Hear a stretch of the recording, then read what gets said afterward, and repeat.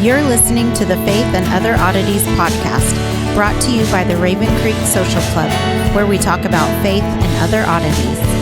For questions, comments, or to be part of the conversation, join us on Facebook, Twitter, and Instagram, where you can find us at Raven Creek SC.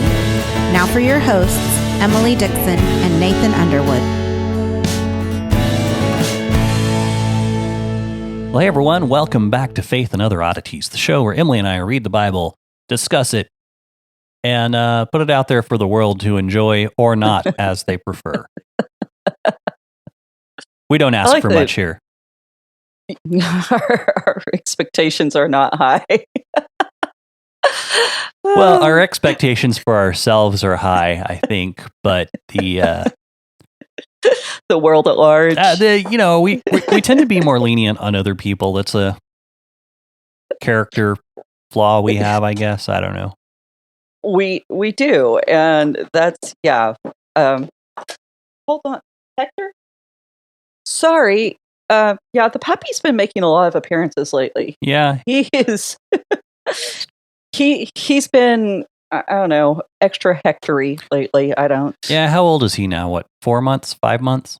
4 months and almost 45 pounds. Yeah, so he's quite the animal.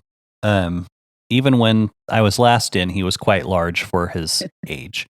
So we're gonna that was, when was that? That was around spring break.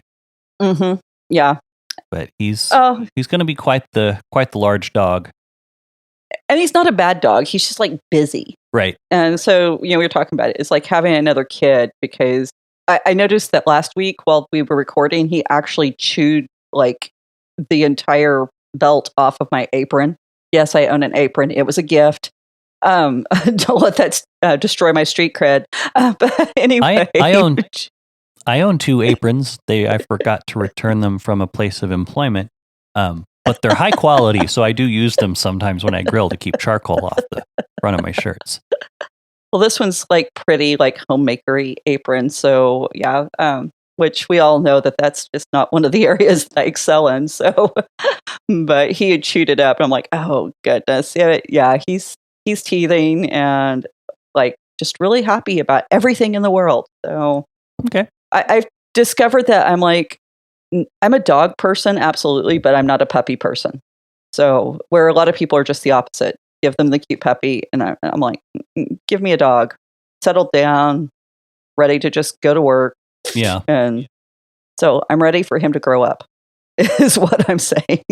I understand that now. But that being said, no one's here to hear about your dog. I mean, what? maybe someone is. What? Everybody loves Hector. Okay. But anyway, yeah. For more Hector news, follow Emily on Facebook. Plenty of Hector pictures.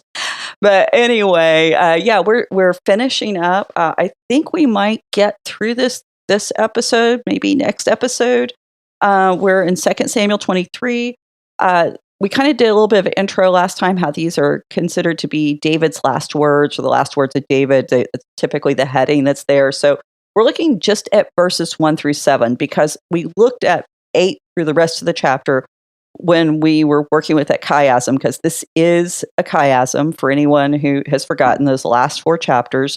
And after David's last words, we have a record of his mighty men and their ranks and how they were arranged. And we talked about all that. And so we are getting to that center. And so, like I said, we're just going to stick with these, and we're going to talk about the chiastic structure and all of that fun stuff. But this does pose a bit of a problem. We mentioned it briefly, but it's good to go back over it again, that David's last words here in 2 Samuel are totally different than David's last words in 1 Kings. Because in 1 Kings, he talks to his son Solomon. He's like, you're going to kill this guy and you're going to kill that guy. And I mean, they're not a psalm of praise. Yeah, I mean, I guess it would be. It would look better if your last official words were a psalm of praise and not a hit list. Right. Which is basically what he gave to Solomon on his way out. Mm-hmm. Yeah, and we're going to get into that because it's very troubling. And again, First, Second Samuel, First, Second Kings, one book. Mm-hmm. And so we talked about this. The divisions that we have are because that's the standard length of a scroll. But we do have some traditions where the first 2 chapters of First Kings are included with Second Samuel. So, they do flow together. And these probably are, like you said, that last official word. And that David really is, he's operating here as not just a father talking to his son for the last time, or a king who is giving, the final instructions to his predecessor, not predecessor, but his antecedent, I guess. He's following the his heir. His heir. That's a good word. Descendant. Yeah. The guy who's going to take over for him. Okay. Yeah. So, successor. The successor. Those are good. You can tell we own a thesaurus or two. But anyway, this is him operating as that prophet and as the priest. And I sometimes think we forget that David was a priest, and which is actually a really important point when we get to Jesus being a prophet, priest, and king. And David did encompass that role. So you have to really look at which David are you talking about, and which hat is he wearing in this moment. And in the words that he uses as he opens this psalm, he tells us very clearly. He says, "This is the oracle of David. This is a man raised on high, the anointed of the God of Jacob, the sweet psalmist of Israel." Now, to be a psalmist, and I think we need to point this out, if you were a psalmist, you weren't just somebody writing songs. You were operating typically in a prophetic role, because most of the psalms are not just pretty music. They're actually they have a prophetic element to them, because they're either revealing a spiritual truth about an event that has happened, or they're looking forward to what will happen, typically in the advent of the Messiah. And so David's telling us this is what I'm saying. This is the office I'm occupying. So this is the oracle. And oracle, I think, is one of those words that we think we know, but sometimes we have this tendency. Go ahead. Well, yeah, no, you and I talked about, we were going to discuss what the word actually meant, because that's kind of one of our pet peeves. Is the church has a tendency to use words that they don't fully understand what they mean, or they assign some kind of really hyper spiritual definition to it and wind up ruining the meanings of them. I know that sounds kind of mean, but it's true. There's a meme from Parks and Rec where Andy Dwyer is in a meeting and he says, I really don't know what we're talking about, but at this point, I think I'm afraid we're too far along to ask. And I feel like that was a good portion of a lot of churches I've been in, where these phrases just get kicked around and passed around with no real meaning. And you and I talked about this a little bit with the word grace. I mean, where that word has lost any practical meaning, because we see it as not as something we do, but as like a commodity that God owns. And it goes from being an action to being this verb, which then gets put into the scarcity market when you go into certain systematics like Calvinism. But to be gracious to someone, or to give someone grace, is actually it was a common word, or I guess charis would have been the word that Paul would have used. Nice Greek skills there. Hey, I remembered a word that wasn't English. As you can see earlier, I remember lots of English words. But that's beside the point. But when Paul wrote the letters to the churches, he was writing to them in a language he could understand. And I feel like too often when we look at certain words in the Bible, we look at them as though while the person was writing, God was like, oh, there's no word for what I need to do here. So he writes it down gives a dictionary definition to someone, sends it down in a lexicon, and says, "Here, invent this word to use." And that's not how the Bible was written. It was written in a culture with a language that was already in use, and so that's just one of the examples that I have. I mean that's a really simple one, and it's always good to take the, when you're especially when you're using words that are kind of seem a little, I mean, for lack of a better term, worn out by the church and your community. As you're studying, take them out of the verse you're studying and see if that word has a definition in any other context. And now, granted, I know that's kind of hard to do with things like righteousness or sanctification or whatnot. Right. But still, look up what those words actually mean when you're studying, because we kind of rob ourselves of a lot of meaning when we don't investigate those things. Another good example is, "O come thou fount of every blessing." I realize this is not in the Bible; it's a hymn, but the second verse starts with, "Here I raise my Ebenezer." Right. What does that mean to anyone? Unless you look that up to find out. It's a Christmas carol. That's the mean guy who takes all the money. Yeah. Why would you raise Ebenezer? He's going to steal everyone's cash. Now, be visited by ghosts and all that business. Well, that could be prophetic. But go ahead. Oh my goodness. Anyway, but if you look it up, it's actually a nice, beautiful, poetic statement about raising a monument to God and saying that whenever you sing this song, you're putting this up as a way to remember all the things God has done for you in generations past and all He's promised to do.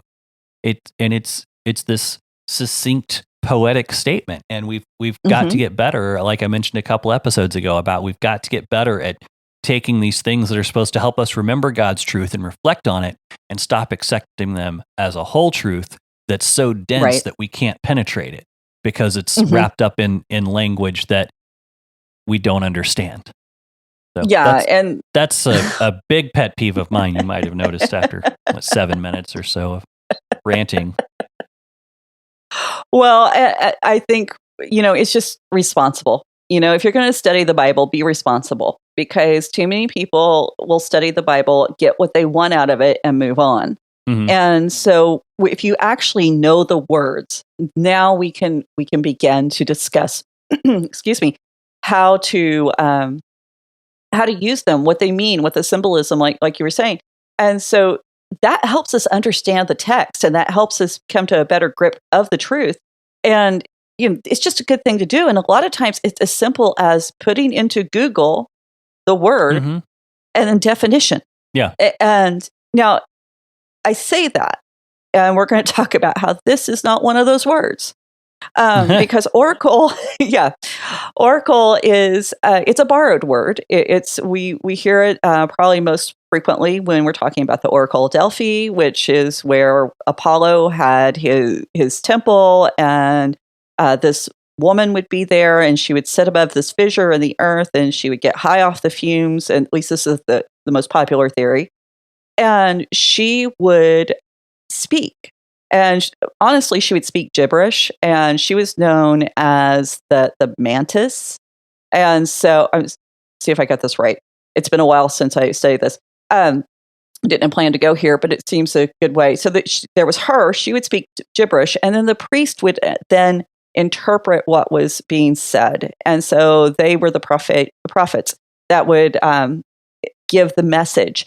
And so when we talk about an oracle, we kind of have this idea in mind that's been influenced by Greek culture and, movies like 300, and which was really disturbing and really effective, I think, to sum up how creepy it was. Because the other thing we need to remember with that oracle was it was supposed to be inspired by a python spirit, which is talked about in Acts. So you can get down some really crazy rabbit holes with this word.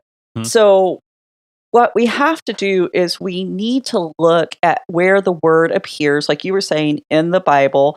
The word is Neum, and it appears 376 times, but only certain times that this is used is going to help us. So usually when I'm tracking down a meaning of the word, I'm just going to walk people through the process because a lot of people don't know how to do this. And this is what I have found has been the most helpful. So first, whenever you have a word that you don't know, you want to look and see how it's used in that book, in the same writing, because you've got to remember different books were written at different times. And since language is fluid and it's always evolving, you want to try to get as close to that time period as when the writer of the book is using it. So I start in that same book. And so that's where I try to look for it. But the problem is we don't find it again, not within 2 Samuel. And so since I don't have the same book, I look in other books that the writer may have written. With David, or we have him using it in a psalm. So the writer of Samuel is not the person who used this word. David's the one who used this word. So now I can look at psalms. I'm sorry, it's allergy season here. We got cedar like crazy, and yeah, cedar is my enemy. Yeah, it hates us. So, but we're dealing with also another piece of the book of Samuel that's not original to Samuel. And so other uses in Samuel are only moderately helpful, I guess. I'm sorry. There are some other uses. I just forgot to write them down. And so what we have that makes this even more complicated is this particular psalm is really, really old. I mean, older than Samuel, older than the Book of Kings, and older than even the rest of this 4-chapter section. And so, while we've got some psalms that date to roughly the same time period, if you remember when we went through chapter 22, we talked about how there's those differences between 2 Samuel 22 and Psalm 18. Because even though they're the same psalm, Psalm 18, the language was updated and it was written in a more quote-unquote modern style in relativity to that particular psalm to help people understand it. And it's not written in an antiquated language that people didn't get. Maybe your Come Thou Fount of Every Blessing is a good example of that, where people today don't know what an Ebenezer is. So it's the same thing. And unless you stop and define your terms, then you wouldn't know what you were singing. So that's what the writers and the editors of the psalm did. They updated the language. And so even though the psalm is attributed to David and may have been from the same time period as 2 Samuel 23, again, only moderately helpful. So we have to really make sure that our strategy for finding these definitions is something that does give us correct information. So this is where things get weird, because to find another piece of the Bible that's about the same time, we have to go to Numbers 24, verses 3-4. And this is a really weird passage to bring up in relationship to David because it's Balaam. And it says, the oracle of Balaam, son of Beor, the oracle of the man whose eye is opened, the oracle of him who hears the words of God, who sees the vision of the Almighty falling down with his eyes uncovered.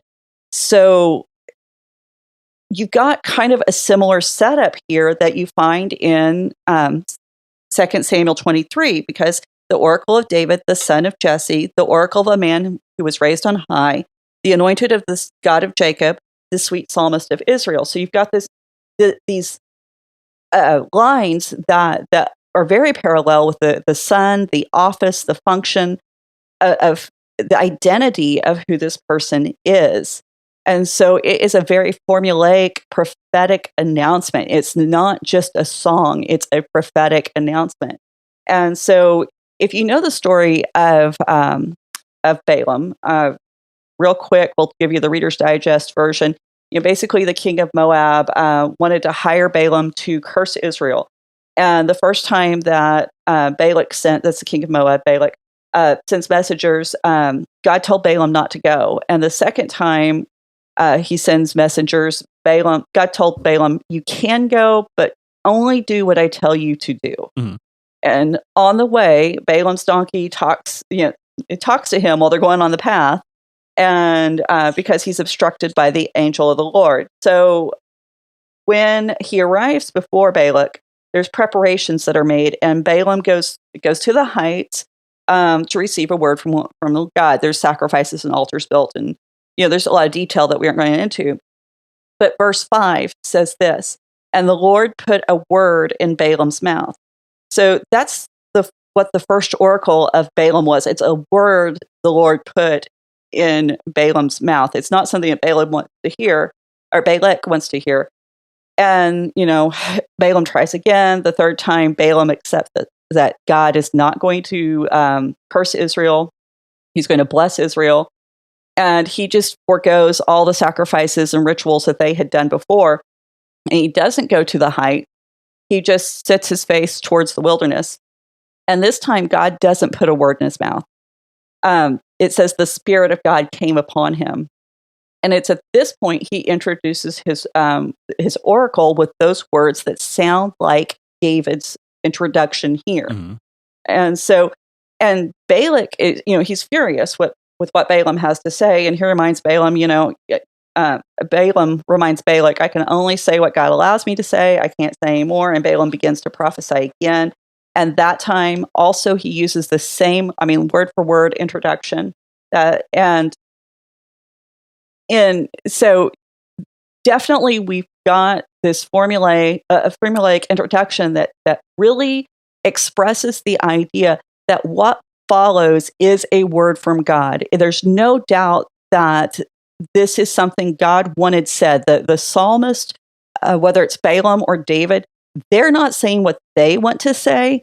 They're saying exactly what God wants them to say. And Balaam really helps us understand that this is not something you can fight. You have to submit to this divine message and be the conduit for that message and that message alone. And so it does actually help, even though it seems like a really weird story to refer back to when we're talking about David. And so, and of course, we know later, it's in Numbers 31:16, that Balaam actually helped formulate a plan to destroy the Israelites. Mm-hmm. And it was for that reason that Balaam's killed by Moses and Phinehas, the son of Eleazar. And so I know this is like the really long way around to give a definition of a single word, but we see how when we have this word oracle used, particularly this time period, how significant it is. This means you need to be paying attention because this is God's word. Mm-hmm. There's no human influence. And, even if a devious heart's involved, they can't deviate from the message, even if they want to, and no amount of bargaining, because there's times when God will listen to people, he'll bargain with people. We see that with Abraham and Sodom and Gomorrah. But if we look real close at Numbers and Balaam as an example of how to read the word of oracle, it becomes very clear that it is close to the date of the Psalm, and it's the most complete narrative in which the word is used by a human, as far as Balaam story goes. Now, because we have it 376 times, we can look at the exceptions and how it is generally used. And there is only used, wow, I am looking, this is crazy because, there it is. I left a number out of my math, so I was able to do math in my head real quick. So 376 times it's used. 372 times it's used directly of a pronouncement by God, sometimes even without acknowledging a prophet or some kind of intermediary. This is what God has said. There's only 4 times that it's used by a person in regards to human beings. And the reason why you don't see it so often in your Bible, because if you go through the English Bible and you're looking for oracle, you're not going to find it very often. It's usually translated as declared or says. It not something, thus it's a thus saith the Lord kind of thing. It doesn't say oracle. And part of that is because we do have that word oracle tied so closely in our modern consciousness to Delphi. So if you bring up this word, you might accidentally get misled because we're thinking of the wrong thing. We aren't thinking of the God of Israel. We're thinking of a Greek God. And so sometimes translators do take into account that baggage that certain words can bring so that they can help us not pick it up and not put it into the text. Mm-hmm. And so it's kind of interesting when you think about it that way. Now, the other time we find it used is Psalms 30, verse 1. And it says, the words of Hagar, the son of Jacob, the oracle. Now, we have no idea who this guy is. And I mean, there's like, he shows up in Proverbs 30. He doesn't show up anywhere else. He offers this kind of unusual oracle, and then he just disappears from the text. Now, what's interesting to me about this is that this chapter is the start of an epilogue to Proverbs, where the rest of the book has been written probably by Solomon. That's our best guess. But then 30 and 31 are kind of they're just additions by other writers to the end of the book, very much like what we have here in 2 Samuel with these last 4 chapters. Mm-hmm. So that's kind of interesting to me that you kind of have that that similarity. The final time we find it used is in Psalm 36:1, which is either a Psalm of David, which we've talked about that before. That can mean that David either wrote the psalm or it was written for him or at David's command by a choir master. But we do have that Davidic connection. And it's used in almost an allegorical way. It's not used in the same manner. It's the speaker here is transgression. Like transgression is actually talking, and it's almost named. A transgression functions as a name of almost a spiritual force. And the psalm begins as kind of this peek into the thoughts and feelings of evildoers and what motivates them and how they justify their actions. So it is the oracle of transgression. And so we can kind of kick Psalm 36 out as irrelevant and kind of unhelpful. So Proverbs 30 has if it had a backstory or context, it might be a little helpful, more helpful than what it is.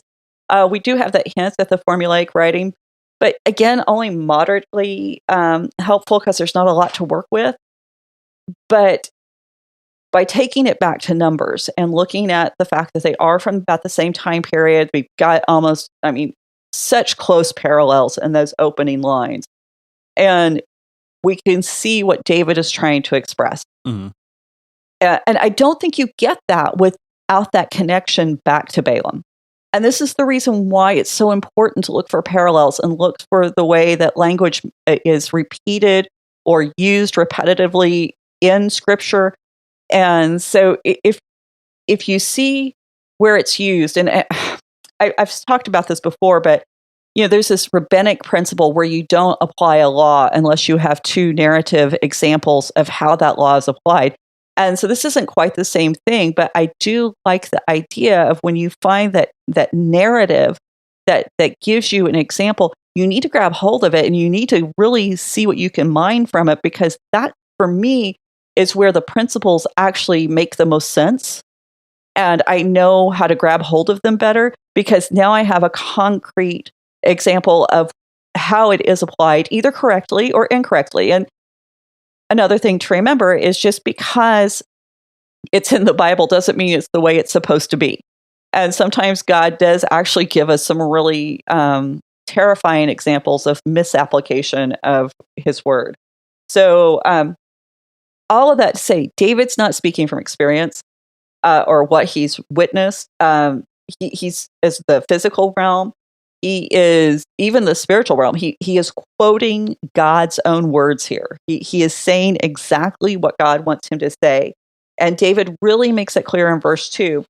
He says, "The Spirit of the Lord speaks by me. His word is on my tongue." There's no way to mistake what he's saying. And even if you don't know the formula, you don't know the significance of that first verse, David spells it out because he does not want you to miss what he's going to say. You need to be paying attention. This is God speaking, not David. Verse 3a, the God of Israel has spoken. The rock of Israel has said to me. So David, once again, is that reaffirmation that he is speaking on the behalf of God. 3b says, when one rules justly over men, ruling in the fear of God. So Zamora says, in other words, the king who fears God would rule over the people righteously in the same way the righteous God would rule over the people. So David's saying to you, if you fear God, you're going to do it right, is basically what's going on here. And the implication, of course, is if you don't fear God, then you're going to do it wrong. And we're going to see example after example of that when we get to Kings. So verse 4, he dawns on them like the morning light, like the sun shining forth on a cloudless day. Like rain, he makes grass sprout forth from the earth. So the king described here is not David. And he's not talking about his own reign. On this point, there's like absolutely no contention. The Jewish writers don't think David is talking about himself. The Christian commentators don't think he's talking about himself. The literary academic elite don't think David's talking about themselves. Everyone says David is talking about a couple of different things, possibly a couple of different things. So the Talmudists say he's talking about God. David's speaking on God's behalf, so now he's talking about God. We know that God brings the light, God brings the rain. This is what he does. He laid that out in Deuteronomy. That makes sense. The Targum of Jonathan, which is really, it's an Aramaic commentary and kind of paraphrase the Old Testament or the Tanakh.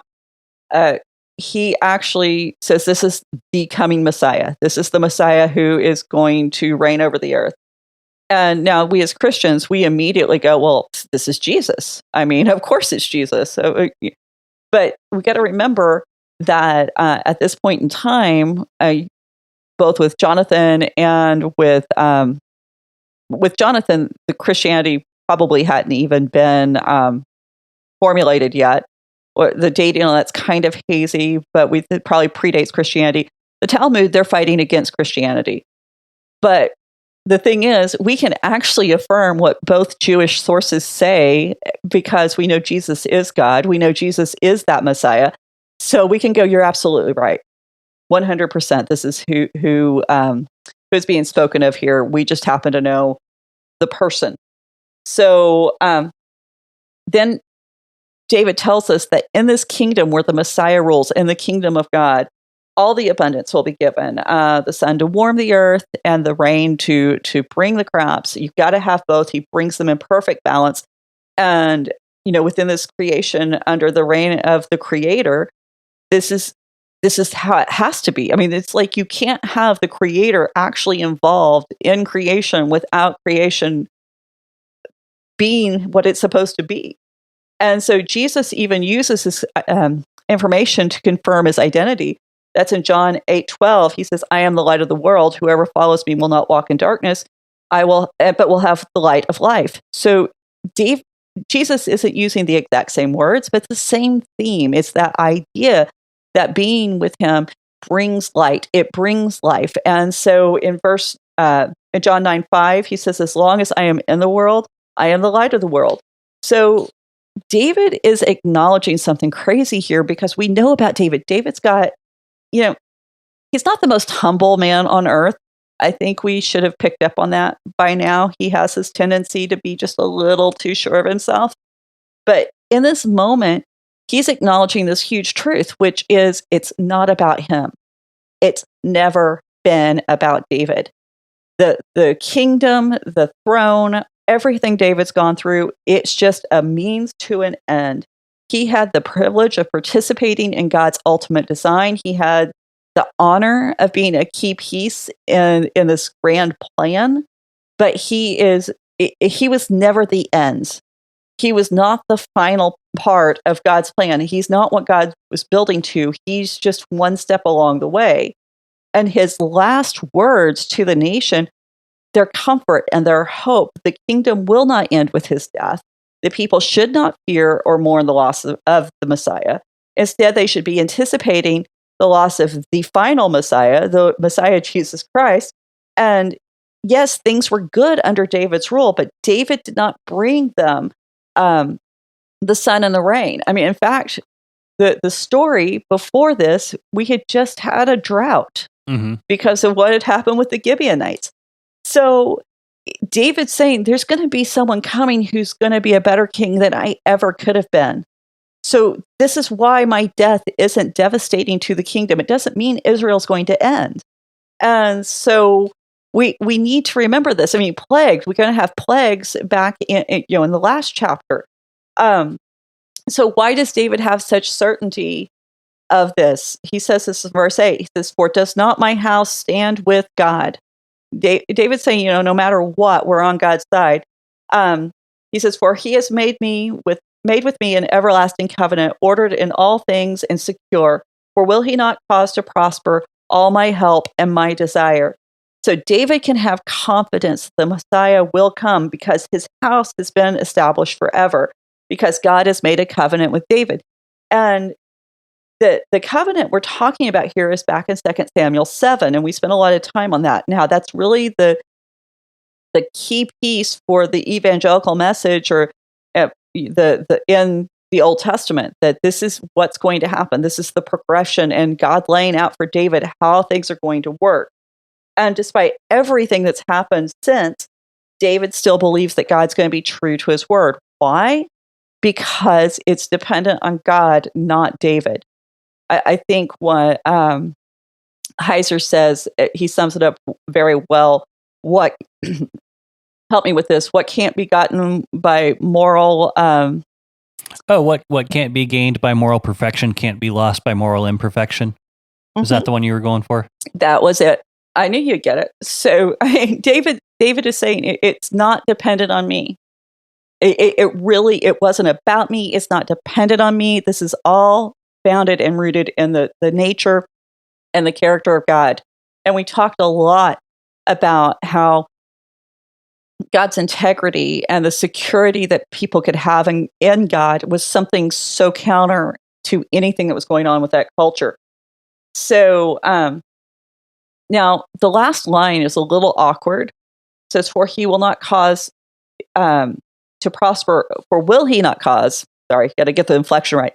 "Will he not cause to prosper all my help and my desire?" Alter translates this a little different. He says, "For all my triumph and all my desire, will he not bring to bloom?" A little bit more poetic. Alter's a little bit more sensitive to that sort of thing. The Art Scroll has, "For my entire salvation and desire have been fulfilled." So I think when you kind of read that and kind of see the different ways that the translators have chosen to phrase this, you can kind of see that David is saying he's just the beginning. His desire and everything he's done it's just the beginning. Every battle won, every giant slayed, every great feat accomplished is the start. I mean, I think that we look at David and we think, oh, wow, this is so incredible, everything. But we have to look at this in the grand scheme of things.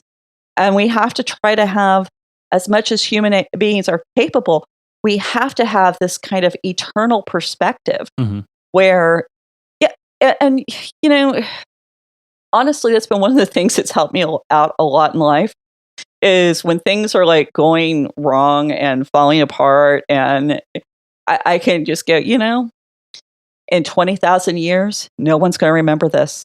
Right. No one's going to care.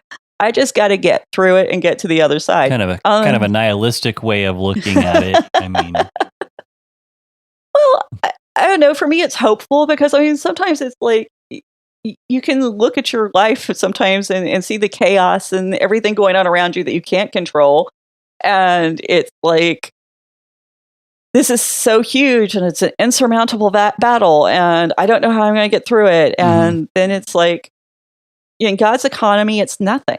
It's pennies on the dollar, if that. And then, on the flip side, every great and wonderful thing I may ever accomplish really isn't that big of a deal. Right. So it kind of helps you keep a little humble. And I love what we're seeing here in David's story, because we're seeing somebody who's matured. We're seeing somebody who has gone from that kid who's going to walk into Saul's court and say, "Hey, I want the prize for killing the giant. I expect to get your daughter, me, a little nobody, the lastborn, the son who couldn't be invited to dinner when the prophet came. I want to be a part of the royal family." Mhm. And he's gone from that guy with all that presumption and all that arrogance, and to saying, what I'm doing doesn't even begin to match what's coming. And I love the fact that this is our final pronouncement from David. It's not a lament over his death. It's not the fact that he's going to die and have to give up everything he's earned. It is this assurance that everything he's worked for has a purpose. And God's going to take everything he's done and he's going to multiply it. Mhm. And he's going to. How many of us can go, okay, when it's my time to go, God can take everything I had and it's going to turn into something amazing that's going to impact future generations. And there's this really weird dichotomy in this, because on one hand, it is very humble because it's not about David. On the other hand, there's this confidence and this assurance that he has given God something that God can take and redeem. And he not only redeemed, but build on. And so you've got this kind of tension at play that only makes sense when you go back to, well, who is God? What's God's character? Mm-hmm. Can God really, will God actually stay true to his word? So verse 6, but worthless men are all like thorns that are thrown away, for they cannot be taken with the hand. But the man who touches them arms himself with iron and the shaft of his spear, and they are utterly consumed with fire. Okay. David is saying worthless one, not worthless men. First of all, if you've been with us very long, you went through Judges with us or the first part of Samuel, you know that the word worthless has a specific word in Hebrew. Mm-hmm. I see you ready to jump in there. Is it the sons of Belial or Beal or? It's just Belial. Okay. There's no sons. It's singular. It's the proper name. It's not Ha-Belial, so it's not the Belial. It's Belial. It's used as a proper name here.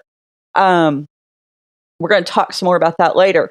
But let's kind of go with what we got, and then we'll get into why that's significant when we talk about the chiasm a little bit more.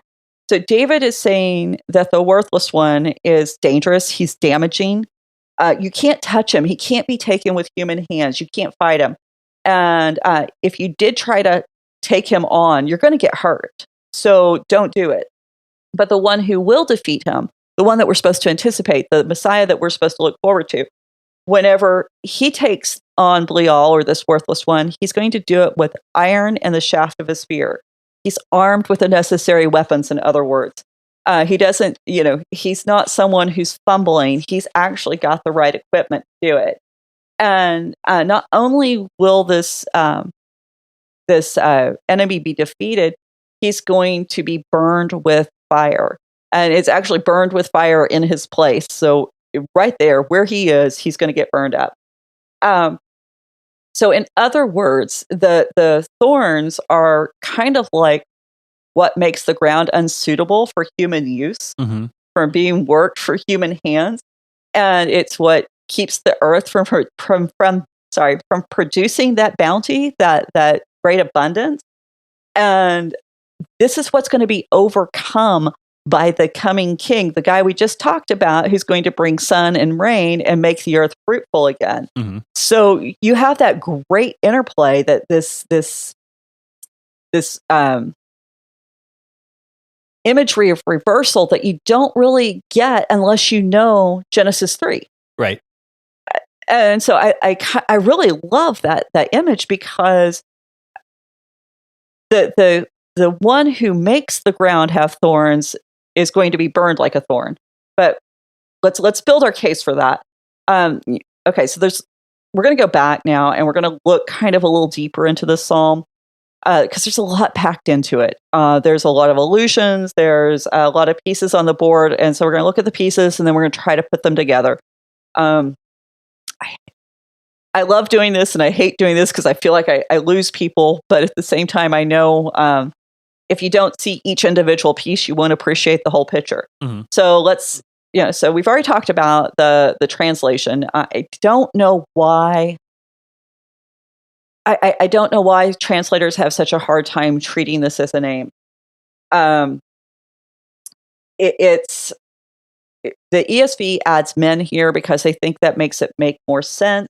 They do believe that Belial is an idiom, that it's not really a name.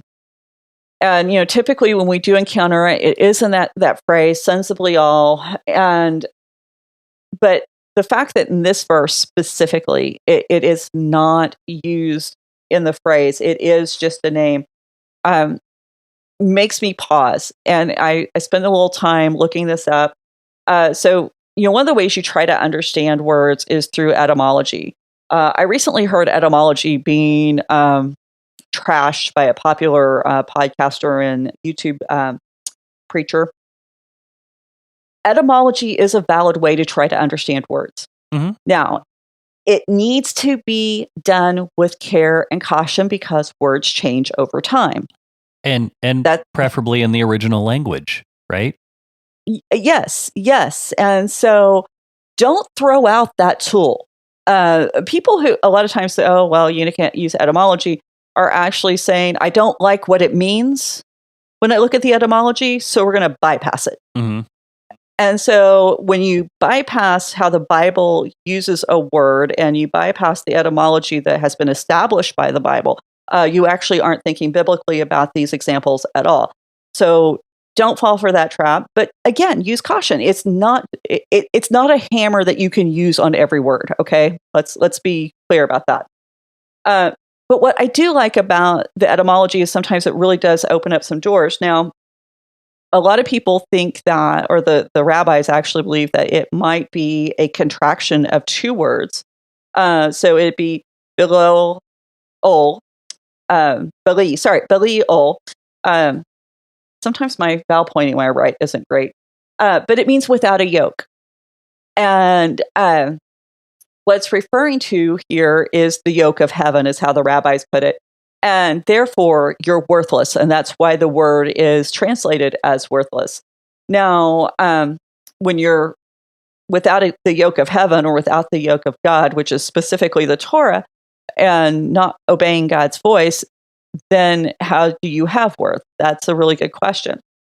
So that's where they think that's one of the more popular ideas of where this word received its meaning. But then the Dictionary of Deities and Demons, great resource. If you want to buy it, get ready to shell out some bucks. But the good news is it is online for free in PDF form. And so anybody can use it. And there is so much in there that you would even think about including under these categories of deities and demons. But and don't let the title steer you away. It's not like a mystical book on how to contact them. It's literally a dictionary of deities and demons listed that appear in the Bible, appear in the biblical text, and how they've been translated and how they've been perceived throughout the years. So yeah, it's a scholarly work. It's just the title might make some of our Southern Baptist friends get a little iffy. Yeah, yeah, exactly. So, but I want to read what they have written about Belial in their entry. So they says Belial is very well attested to in the Hebrew text from the Qumran, especially in the War Scroll and the Thanksgiving Scroll. They describe an ongoing battle between good and evil on the human plane. The teacher of righteousness represents the forces of light and good, while his opponent, the wicked priest, represents the forces of darkness and evil. This same struggle is depicted mythically as a battle between the angel Michael and Belial. The present age is the time of Belial's rule. Now, does that sound familiar? We can talk about Satan being the world, the god of this world, and Jesus and Paul, how they refer to Satan in their writings or in their teachings. So the present age is the time of Belial's rule. He is the leader of the people of the lot of Belial, who are opposed by the people of the lot of God. In this literature, too, Belial leads the forces of darkness and malevolence. According to one Qumran text, the coming of Belial would not be permanent.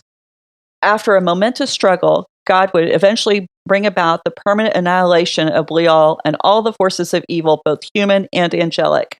So I'm not alone in thinking that Belial should be treated as a proper name. We obviously, if we've got it in Qumran, and for some people who might not know that name, the Dead Sea Scrolls, that's more popular usage, they treated it as a proper name. And really, this psalm strengthens my opinion on that. And so we're going to kind of look at how I read the psalm. If you don't like it, you don't have to accept it.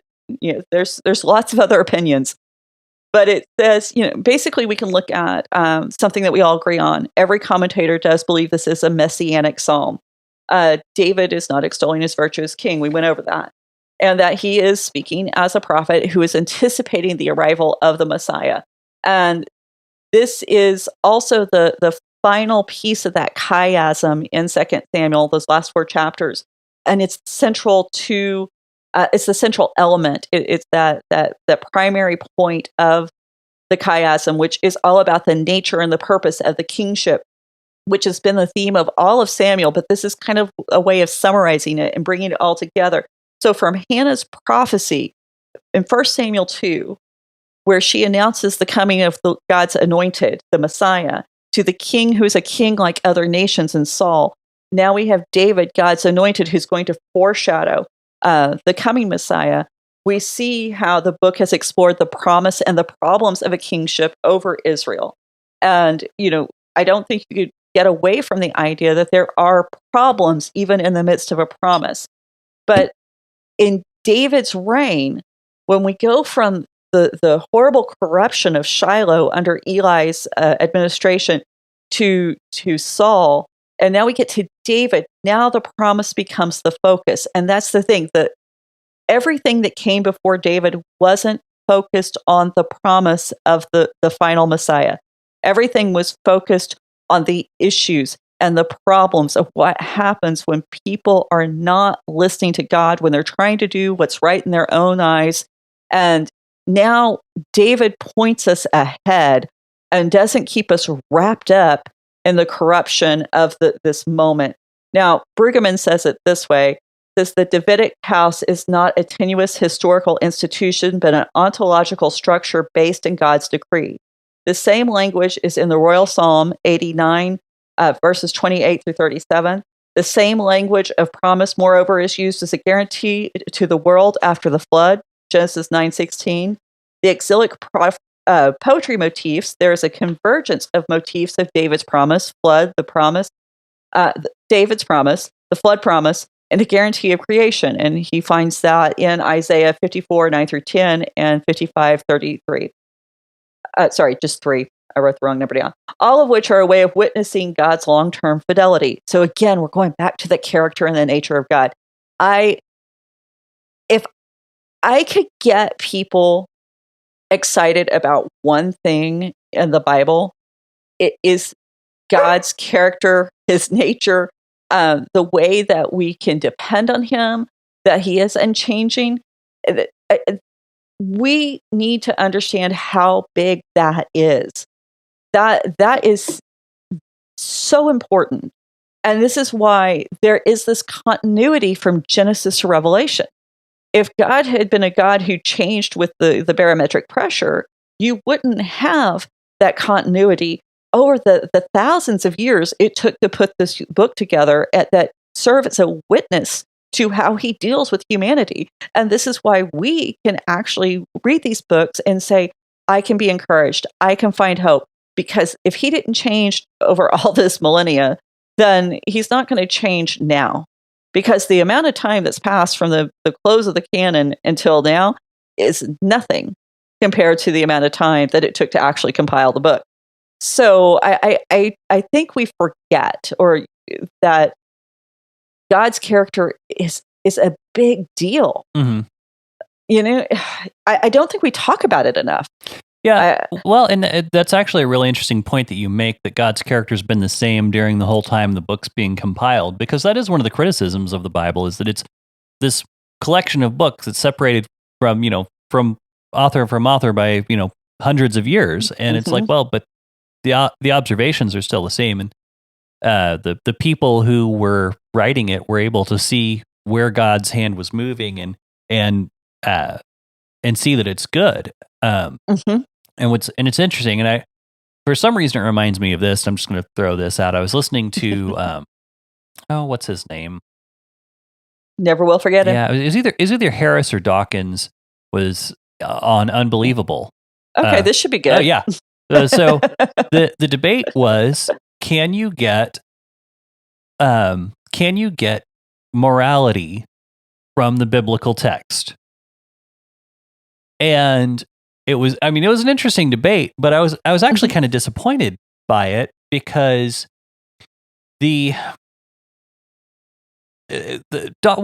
trying to remember exactly the details, but what Dawkins kept coming back to was the fact that there were atrocities committed in the name of Christ and in the name of Yahweh, and using the biblical text to justify certain things. But the other side, the debater from the other side was saying, but you have to understand, where we arrive today, we did get to from rabbis and Christians combing through the text and learning how to apply them correctly. And I was very frustrated because, and kind of underwhelmed with Dawkins' argument, which surprised me. But his argument basically amounted to, there are people who crash cars, therefore no one can use a car to get where they're going. Right. I mean, the same logic applied. And that, there are people who will abuse the biblical text, and people who will see that God is not good because of their perspective, or they'll think that God is not good because of their perspective. But if you actually take the time to utilize the scriptures and natural revelation correctly, then you do see that God is good, and so being, like you said, that it's seen time and time again over the ages, it's a long-standing testimony and a character witness. So that's really cool. And I don't think I realized how deep and how significant it was to the biblical text until we started going through these studies. Because before this, it's like I had a mental assent to the idea that God is unchanging. I mean, the Bible says it, so of course, let's believe it, right? Sure. And I don't think there's anything wrong with going, okay, this is the Bible says, and I believe it. But then there's times that when you get to studying something that you've just given a mental assent to, that just accepting that somewhere out there in the ether it is true, becomes real. And I think that's kind of what the study has done for me. It's, I believed it, but now it's very real. And so I'm seeing, because it's real and it's not an abstraction, I'm seeing how important it is. It's not something that we should neglect. We need to be bringing this message of hope and security and stability. I mean, come on, we live in a chaotic world. We live in a time where people are scared to leave their houses because a disease might kill them if they talk to the wrong person. And I'm not trying to get political or make any kind of social commentary beyond the fact that there's a lot of uncertainty.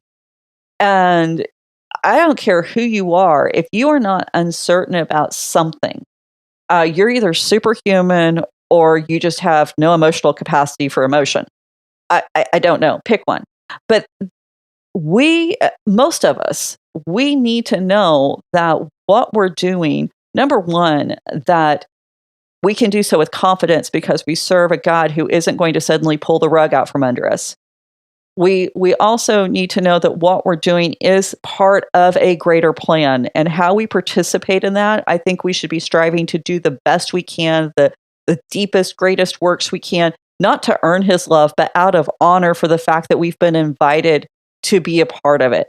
Mhm. And, you don't get invited to, dinner with the queen and show up in your pajamas. That's just rude. That's disrespectful. And so we want to do something, we want to live in such a way that we demonstrate not just to God that we value and appreciate to him, but to show the world that we have a true devotion and desire to honor God, because that's how much he's inspired us.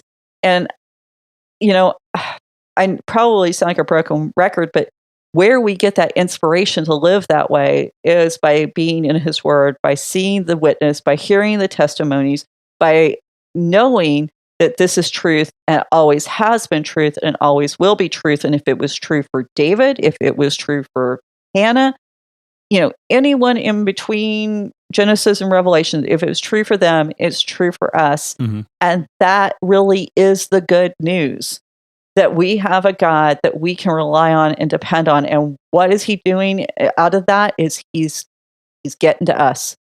Whether it's breaking through and tilting the heavens like we saw in Samuel 22, or we're seeing Jesus come to earth in the body of a man and actually living among us, tabernacling with us, as the Gospel of John says, or we're looking at the ways that providentially he's showing up in our world, or maybe even supernaturally today showing up in our world. I don't discount that. So, the whole point of all of this is getting to us and creating that sacred space where we can be together, because he doesn't want us under the rule and under the dominion of something that's worthless. And so how many of us can look at our lives and go, I can see where this area of my life, whether in totality or maybe in bits and pieces, is actually being submitted to something that is worthless, whether we're talking an abstract concept or a real entity. So we'll get into some more of this, because I've got some more writing, but I see that I'm going to be going over time if I keep going, because like I said, a lot in this psalm, and it's just 7 chapters, 7 verses. Right. So it'll feel like chapters by the time I'm done. Anyway, it's good to have goals. Right. So, well, that being said, everyone, thank you so much for joining us.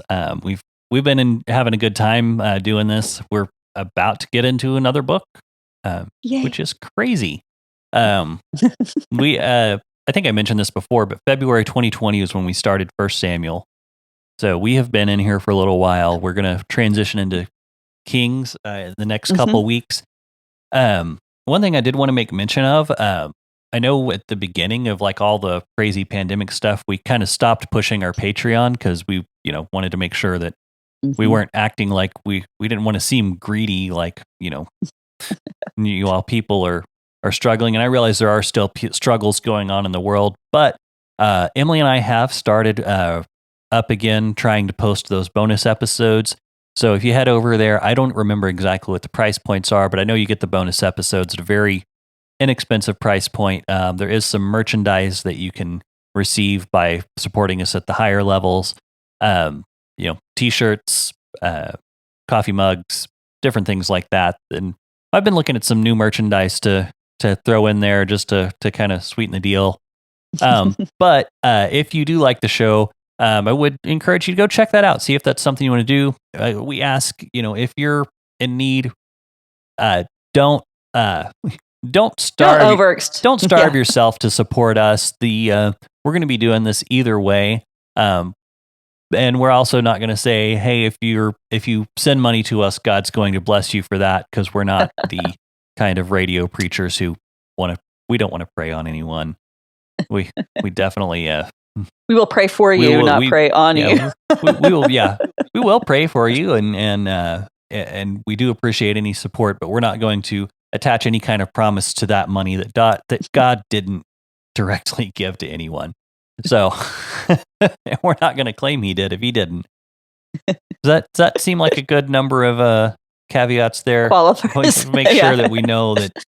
Send us money. You might not get anything in return for it. Except for the things listed in the Patreon perks. levels. But that being said, it does kind of offset our hosting cost and some of the equipment upgrades that we do from time to time. And the books. And the books. That is quite the large purchase whenever you get into the academic level stuff, as some of you may know. Anyway, that being said, thank you to all those who are supporting and all those who are listening. If you don't want to give cash, which, I get it. I listen to a lot of people I don't give cash to as well, and I appreciate what they do. But if you do want to support us but don't want to give us money, write us a review, share us with a friend, or just hit the subscribe button so you know when the next episodes are coming out. Absolutely. Those things help us probably more than the direct cash payments. So I appreciate it, and we'll see everyone next time. Bye. Bye. You've been listening to the Faith and Other Oddities podcast, a Raven Creek Social Club production. Don't forget to follow us on Facebook, Twitter, and Instagram. If you like what you've heard, please write us a review on iTunes or consider supporting us on patreon.com/RavenCreekSC. As always, thank you for listening, and don't forget to join us next week.